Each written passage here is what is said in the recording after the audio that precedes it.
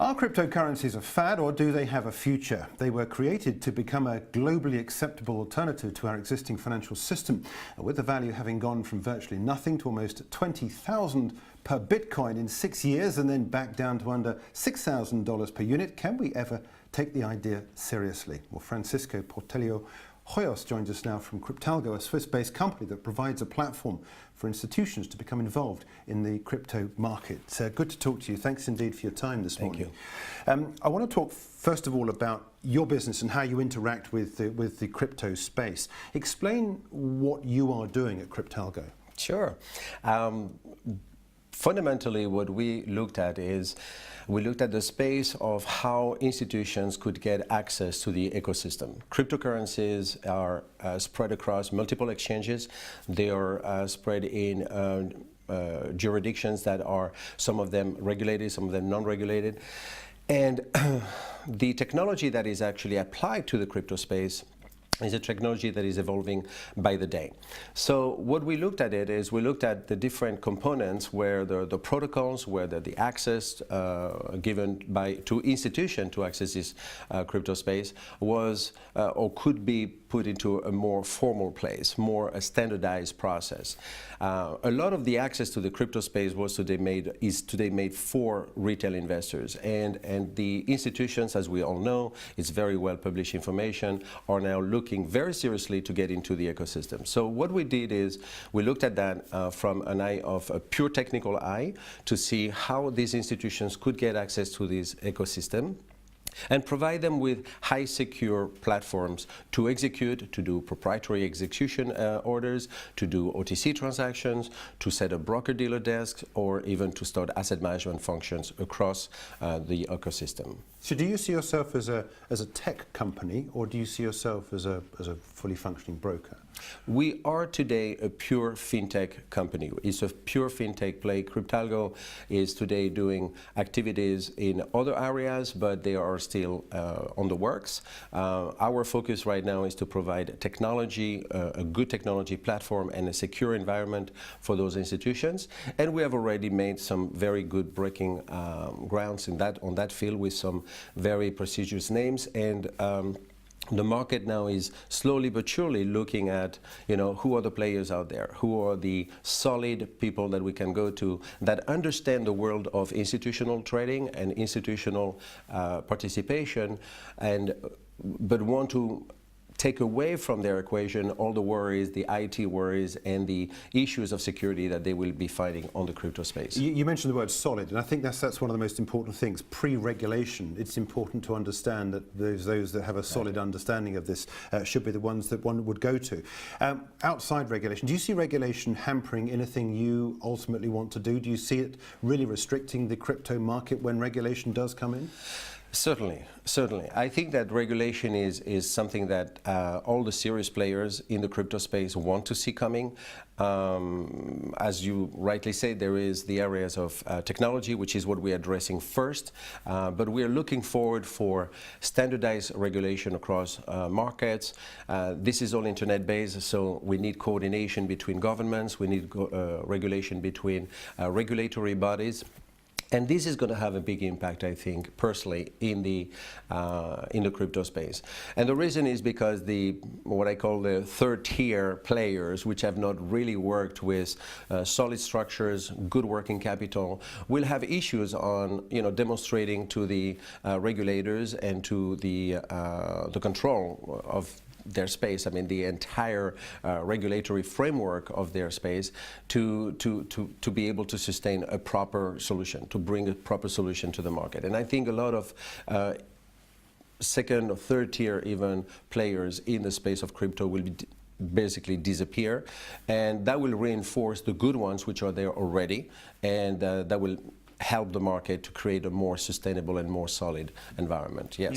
Yeah. What about the point I made at the top is the fact that in talking in the Bitcoin, which of course was the originator of the whole crypto space, isn't it? Going from nothing to 20,000 within 6, 7, 8, 9 years, and then all the way back down to sub 6,000.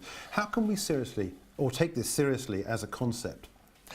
Well, your question has two facets, if I may say. I mean, there is what is the real value of a cryptocurrency right now, and what is the utility of the cryptocurrency into the market.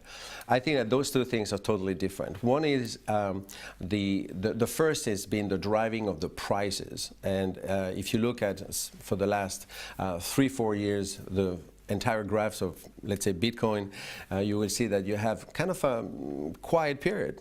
And only in the last 2 years, 3 years, you have seen huge peaks going up in the market. What has triggered this? There's zillions of questions. What has triggered now the downfall? There is a lot of answers to be provided to that. However, what we are seeing is that, and that's my personal opinion, I think that there is now, the market is looking for its bottom, is looking for what is a reasonable price for such a currency. It was driven by retail investors, we all know this. I mean, it's been, you know, all my friends' kids are telling me, my kids wants to come on board and buy cryptocurrency. So all the millennials are definitely pushing that, they are very accepting this technology. But now we're more into a space where regulation is on the backstage. Institutions are starting to look into it more seriously. More and more names are showing that they have an interest to come in. So I believe the market is looking for its bottom. Okay, that's definitely one thing. Also, miners have been playing and still continue playing a very strong role, but we have seen that the currencies, I mean, the disaster that we have seen in China recently have been affecting some of the miners. China is actually now, and as we know, has been forbidding mining in China, so people are moving into different jurisdictions. So this world of miners combined with institutions coming in and looking at it, and retail people starting to be disappointed that a $19 investment now is worth 6.5, whatever price we have this morning, it's making the market a little bit unstable. And I think this volatility that we're seeing is justified by all those question marks that we are seeing. As soon as we have more clarity on the regulatory standpoint, more clarity on the players, and more clarity on how the miners are progressing now going to the next generation of mining, I will say that this will be very good for the entire liquidity of the market. I know you want to get into the areas such as asset management. How long do you see that sort of goal being achieved? It's that's a natural movement once you're in a new asset class. I come from the classic investment banking, and I spend my life in alternative investments. And the entire team and the board and advisors are people like myself who have very extensive experience in the field. And the natural thing that you do when you see an ecosystem developing is to look at what can you do with it. I mean, is there something tangible that you can do for the economy? I believe that the cryptocurrency system are going to be, or the asset class, as you say, system, the cryptocurrency asset class will become mainstream in alternative investments. That's my personal view. I think it's a matter of 3 to 5 years to see cryptocurrencies in portfolios traded like any global macro fund that you will see today. We trade, you know, socially responsible investments. We trade commodities. Why not trade a new technology?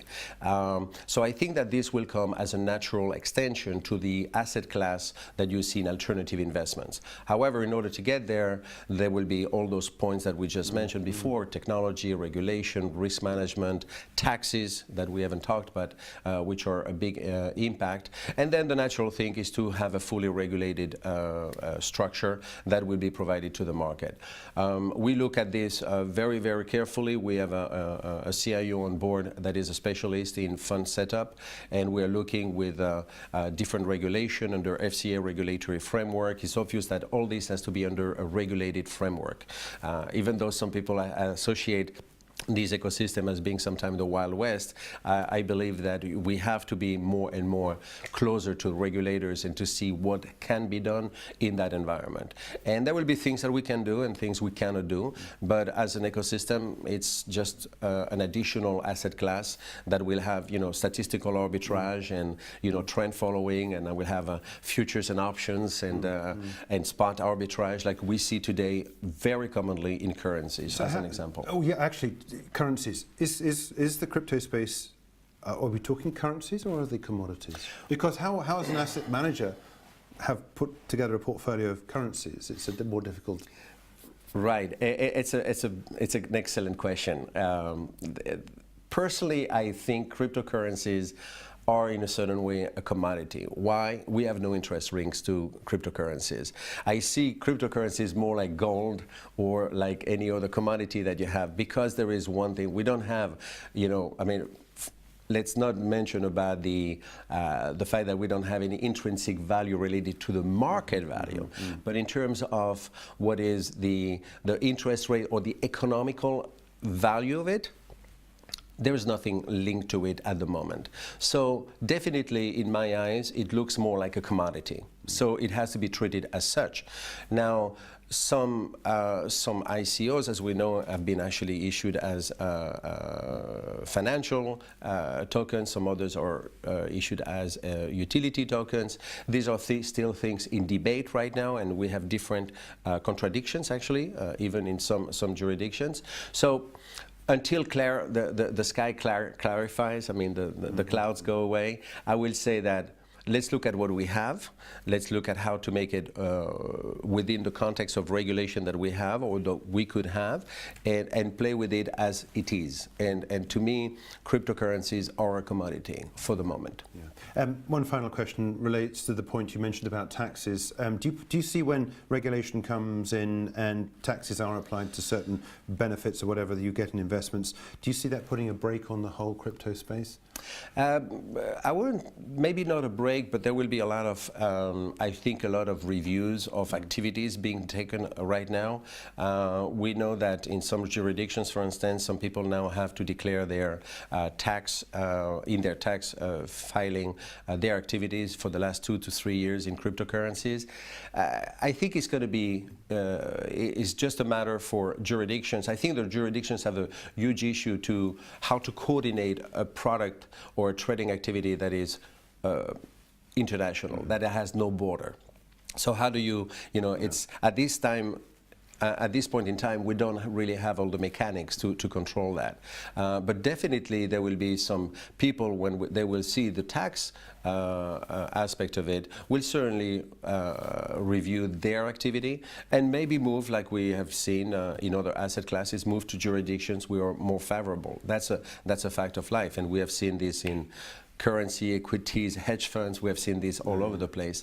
It won't be different. So there will be a reduction, or maybe an adaptation to the market based on the regulatory framework, which will be important, obviously, as we mentioned before, but also the tax issues that will be, or the tax reglementation that will be put in place.